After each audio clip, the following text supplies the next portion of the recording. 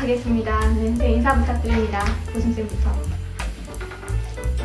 안녕하세요. 저는 이번에 2024 사회제 일요 대중기성 일요 철학학교에서 담임을 맡게 된 강보순이라고 합니다. 와. 네, 안녕하세요. 저는 일요 철학학교에서 매니저와 튜터를 맡게 된 권순정입니다. 네. 철학학교는 2024년도에 새롭게 시작하는 프로그램인가요? 네, 기존에 저희가 평일에 있는 프로그램은 많이 있었는데 일요 철학학교를 2024년도 갑진년을 맞이해서 야심차게 사회에서 준비한 프로그램입니다. 주제가 철학사와 니체던데요. 참 매력적인 것 같습니다. 어떻게 이 두 가지를 조합할 생각을 하셨나요? 니체를 좀 다른 방식으로 좀 읽고 싶다는 어떤 이런 마음들이 있었어요. 근데 이제 그 중에 하나가 니체 하면은 떠오르는 게 이제 모든 어떤 철학의 전복자라고 하는 이 느낌이 이미지가 있잖아요. 그런데 우리는 니체가 뭘 전복했는지 몰라요. 그래서 니체가 기존의 어떤 철학 거인들을 어떤 철학들을 어떻게 전복해 왔는지를 사실은 이렇게 기본부터 좀 다져가는 어떤 공부를 하고 싶어서 철학사와 니체를 잡았고요. 그리고 더 나아가면은 철학사를 공부한다는 게 그냥 어떤 철학자의 그냥 사유 이 정도만 공부하는 게 아니라 사실은 그 철학사가 그 시대와 마주하고 있는 어떤 문제의식과 어떻게 대결하면서 자기가 처해 있는 어떤 정신적 위기들을 어떻게 극복해 왔는가가 철학사이기도 하거든요. 정신의 혁명으로. 네, 그렇죠. 일종의 정신의 혁명인데, 네. 그러니까 이런 맥락에서 보면 니체와 또 굉장히 잘 어울리는 것 같아요. 니체가 가장 핵심적으로 내거는 철학이 너의 운명을 사랑하라 라고 하는 거잖아요. 근데 너의 운명을 사랑하는 것도 사실은 우리가 처해 있는 어떤 자기의 삶을 다르게 보지 않고서는 그렇게 될 수가 없기 때문에 그래서 철학사와 니체를 이렇게 함께 공부하는 게 어떤 지금 우리가 처해 있는 어떤 자신의 어떤 문제들 이런 것들을 우리의 어떤 선배 철학자들은 어떻게 조금 극복하고 넘어서 왔는지에 대한 어떤 여정이라고 보시면 좋을 것 같습니다. 3, 4학기에는 플라톤, 칸트와 비교하면서 니체를 공부하던데요. 어렵지 않나요? 플라톤하고 칸트에 좀 주목하는 이유는 서양 철학사에서 이제 가장 큰 어떤 기둥이라고 할 만한 철학자가 누군가라고 했을 때 사실은 플라톤과 칸트인 것 같아요.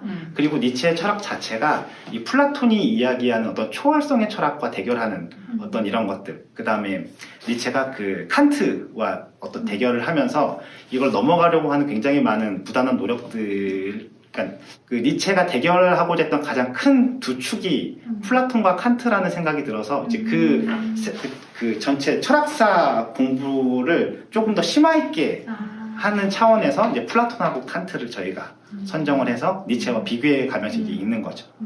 서양 철학 2500년을 어떻게 보면은 주류를 점하고 있던 철학자들이 결국은 플라톤과 칸트니까. 칸트죠. 예.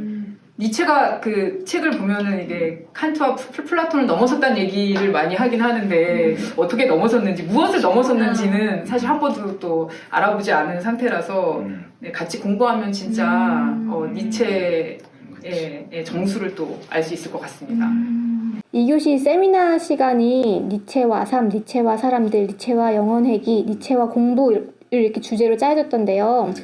니체를 풍부하게 공부할 수 있겠다는 생각이 드는데 세미나 시간은 어떻게 진행될 예정인가요? 그러니까 기존에는 이제 니체를 공부한다고 하면 니체의 텍스트 위주로 이렇게 많이 원문 읽는 방식으로 공부를 했는데 니체를 좀 이해하는 데 있어서 니체를 둘러싸고 있는 사람들을 조금 보는 게 니체의 철학을 이해하는 데 좀 더 도움이 될 것 같다는 생각이 들었어요. 그래서 니체가 만났던 사람들, 니체가 좀 주요하게 영향을 받고 읽었던 고전들, 어떤 이런 방식으로 조금 공부를 해서 니체 철학을 좀 풍부하게 이해해보고자 하는 방식으로 세미나가 짜여져 있고, 세미나는 크게 어떤 발제하고 정리문을 이렇게를 중심으로 도반들이 좀 어떻게 이런 것들을 좀 재밌게 읽어보셨는지 좀 왁자지껄하게 좀 이야기하는 어떤 그런 방식으로 좀 구성이 될 예정입니다.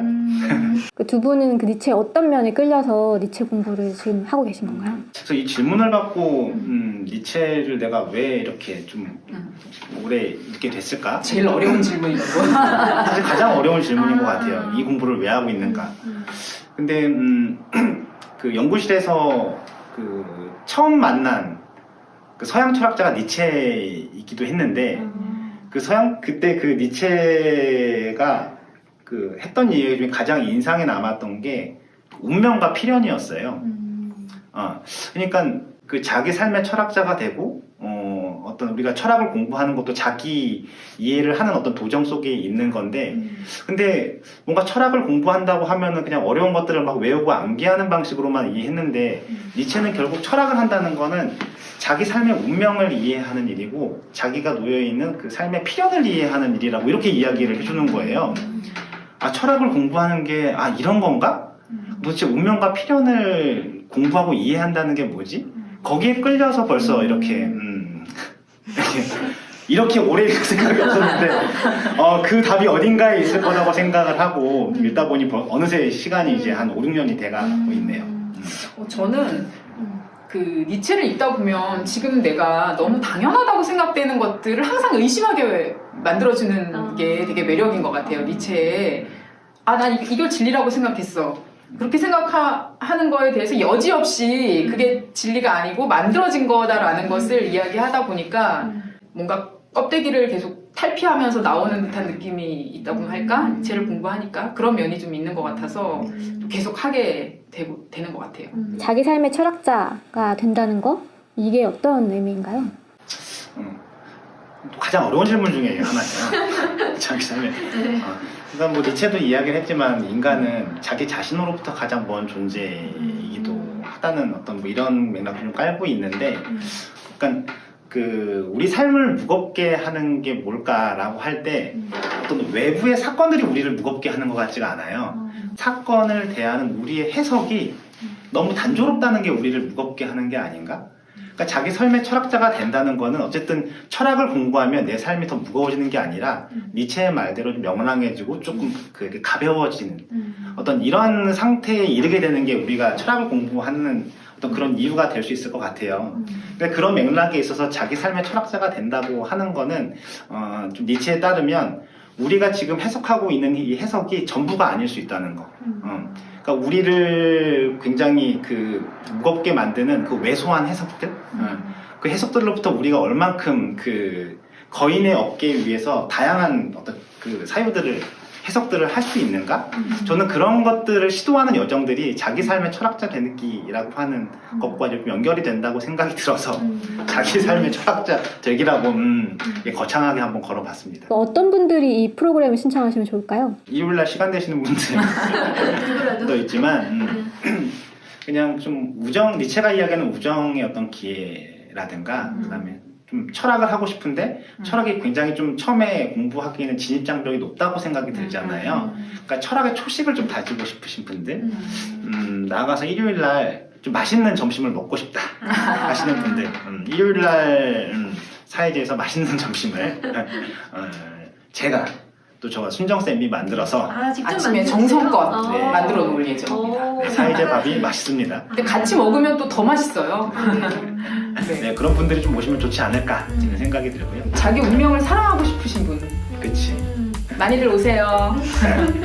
네, 많이 오셨으면 좋겠네요. 네, 오늘 인터뷰 감사합니다. 감사합니다.